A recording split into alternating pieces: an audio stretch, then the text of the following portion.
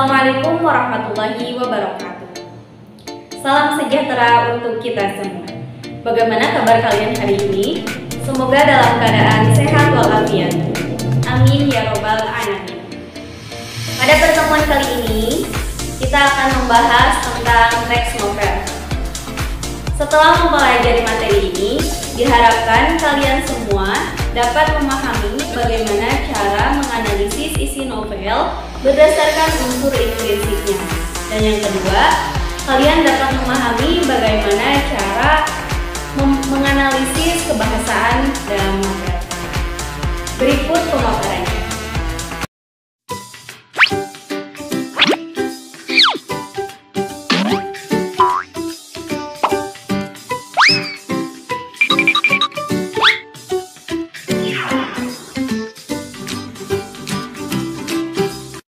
Yang pertama akan kita bahas yaitu pengertian novel. Dalam Kamus Besar Bahasa Indonesia, novel adalah karangan prosa yang panjang mengandung rangkaian cerita kehidupan seseorang dengan orang di sekelilingnya, dengan menonjolkan watak dan sifat pelaku. Novel memiliki dua unsur pembangun, yaitu unsur intrinsik dan ekstrinsik. Unsur intrinsik adalah unsur yang membangun novel dari dalam. Sedangkan unsur ekstrinsik adalah unsur yang membangun novel dari luar.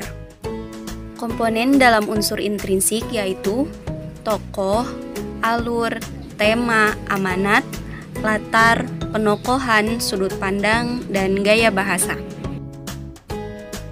Berikut ini uraian unsur-unsur intrinsik dalam novel.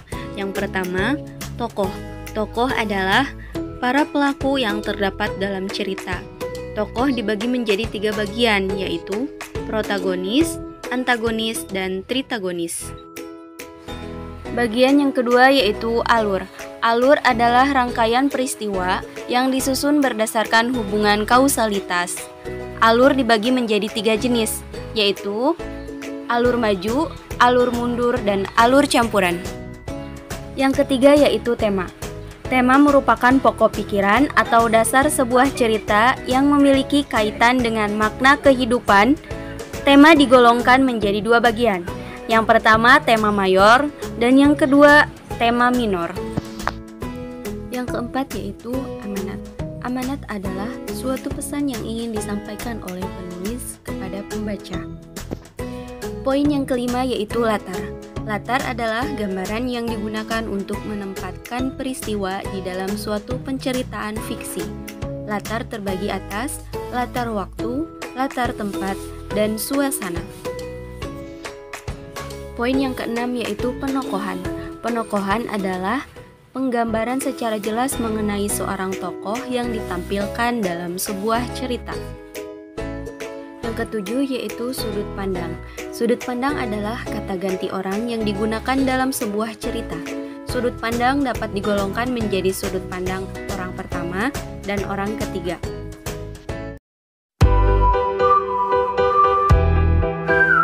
Yang akan kita bahas selanjutnya yaitu mengenai nilai moral dalam novel. Nilai moral biasanya dijadikan pertimbangan penulis dalam membuat karya. Tujuan menyisipkan nilai moral dalam sebuah karya adalah untuk memperbaiki budi pekerti dan membuat pembaca bersikap lebih bijaksana. Adapun nilai-nilai moral yang terdapat dalam novel antara lain: yang pertama hubungan manusia dengan Tuhan, yang kedua hubungan manusia dengan diri sendiri, dan yang ketiga hubungan manusia dengan orang lain. Jenis-jenis nilai moral dijelaskan sebagai berikut. Yang pertama ada hubungan manusia dengan Tuhan. Di antaranya mengenal Tuhan. Mengenal Tuhan merupakan sikap mengimani eksistensi Tuhan sebagai pencipta, pemberi pertolongan, dan pemberi balasan. Hubungan manusia dengan Tuhan yang kedua yaitu akhlak terhadap Tuhan. Akhlak terhadap Tuhan merupakan perilaku seorang makhluk yang mengakui bahwa Tuhan itu ada, dengan ditunjukkan melalui beribadah dan meminta tolong kepada Tuhan. Nilai moral yang selanjutnya dalam novel yaitu hubungan manusia dengan diri sendiri. Di antaranya disiplin. Disiplin adalah sikap patuh terhadap tata tertib yang berlaku dimanapun dan kapanpun. Yang kedua yaitu jujur. Jujur merupakan perilaku atau sikap berani menyampaikan kebenaran, mengakui kesalahan, dan dapat dipercaya, dan selalu bertindak dengan terhormat. Hubungan manusia dengan diri sendiri yang ketiga yaitu mandiri.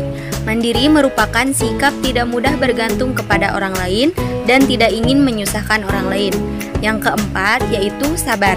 Sabar merupakan perilaku yang menunjukkan rasa bersyukur menerima apapun dengan lapang dada setiap menghadapi persoalan hidup, serta tidak lupa bertawakal dan ikhtiar.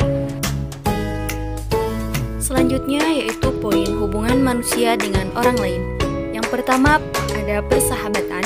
Persahabatan adalah interaksi dua orang atau lebih yang terikat dalam pertemanan yang erat, sehingga terbiasa bersikap saling peduli, mendukung, dan membantu. Yang kedua yaitu kekeluargaan. Kekeluargaan adalah interaksi antar manusia yang saling terhubung dan membentuk rasa saling memiliki satu sama lain. Kekeluargaan memberikan rasa tentram bagi anggotanya. Poin selanjutnya yaitu unsur kebahasaan novel. Teks novel memiliki unsur kebahasaan sebagai berikut. Yang pertama, menggunakan kalimat kompleks pada teks. Yang kedua, menggunakan kata rujukan tempat, barang, dan orang. Yang ketiga, menggunakan konjungsi. Dan yang keempat, menggunakan gaya bahasa metafora, personifikasi, dan perumpamaan. Poin yang kelima yaitu menggunakan pribahasa. Dan yang keenam, menggunakan kata kerja. Ketujuh, menggunakan dialog atau ungkapan. Dan yang terakhir, menggunakan kata sifat untuk mendeskripsikan suasana tokoh dan karakter. Sebuah novel, baik fiksi atau biografi, sudah pasti ditulis oleh seorang pengarang. Maya Lestari GF adalah salah satu penulis yang produktif dalam kegiatan menulis.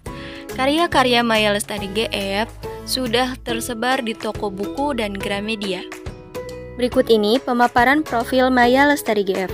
Maya Lestari GF merupakan penulis penerima beberapa penghargaan.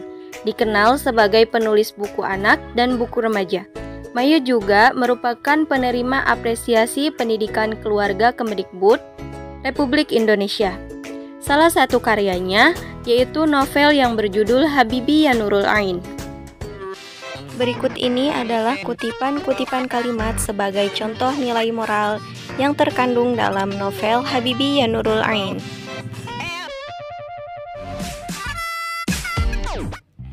Nilai moral yang terkandung dalam novel Habibi Ya Nurul Ain yang pertama yaitu hubungan manusia dengan Tuhan, diantaranya akhlak terhadap Tuhan. Yang dimaksud dari kalimat tersebut yaitu bahwasannya meyakini bahwa masih ada Allah yang menyayangi karena Dia adalah Maha Penyayang di antara para penyayang.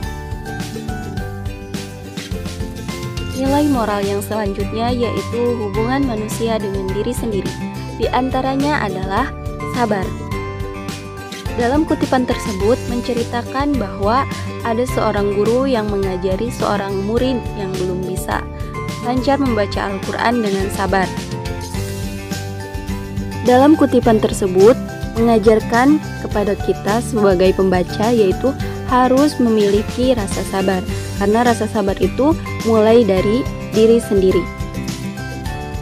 Nilai moral yang ketiga yang bisa kita ambil dari novel Habibi Ya Nurul Ain yakni hubungan manusia dengan orang lain.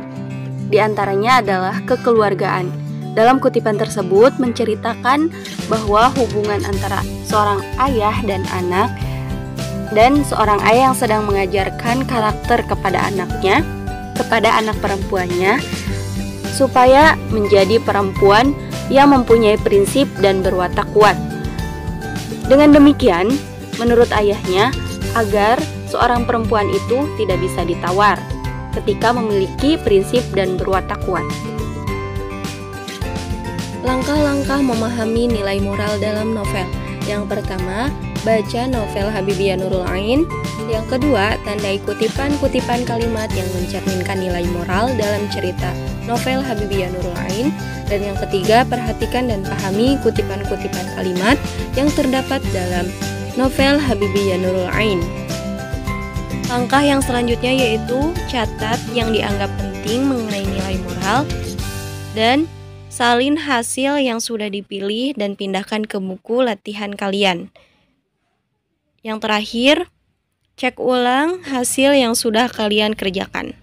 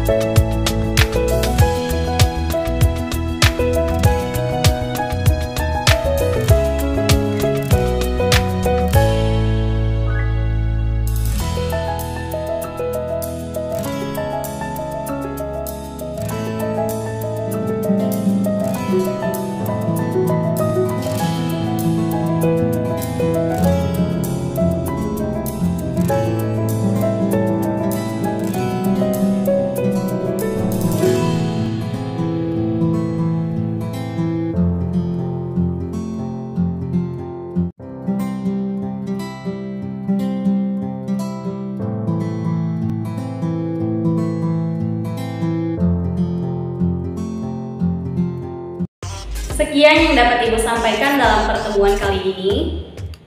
Semoga bisa dipahami dan bermanfaat untuk kalian semua. Kurang dan kurangnya mohon dimaafkan. Wabillahi taufiq wal hidayah. Wassalamualaikum warahmatullahi wabarakatuh.